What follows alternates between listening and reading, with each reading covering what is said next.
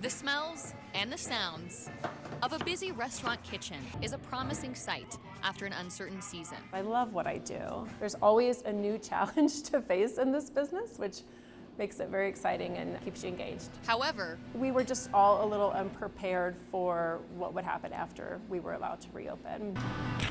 Rebecca Taraborelli, the owner of Rasta Pasta in downtown Colorado Springs, thought the hardest part about the last 20 months would be the initial COVID lockdowns, but says the roller coaster is just beginning. I think that there's a labor shortage. Quite frankly, I believe that we've had a bit of an exodus from the industry. They only have 14 employees right now, which is several less than they're used to. We're always hiring.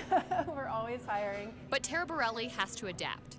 She's offering her staff a set schedule, a rarity in the restaurant world, and recently upped paychecks. We're paying more than we've ever paid. That's tough because everything is more expensive, but it's the right thing to do, and I think it does help retain people.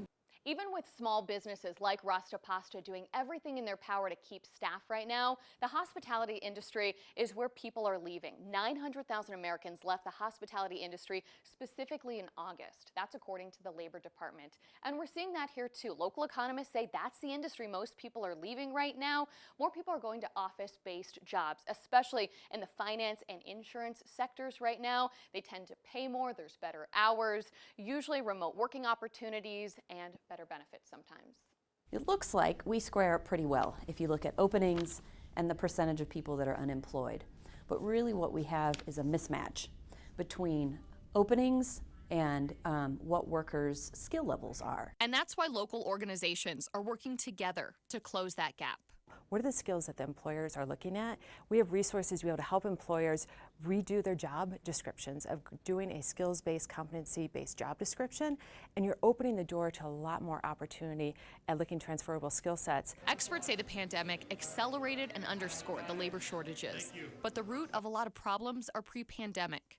The U.S. workforce is likely to shrink even more in the coming years, according to the Bureau of Labor Statistics, as more people get to retirement age and less people have children. This has been exacerbated recently because a lot of people chose to take an early retirement instead of working through all the COVID complications.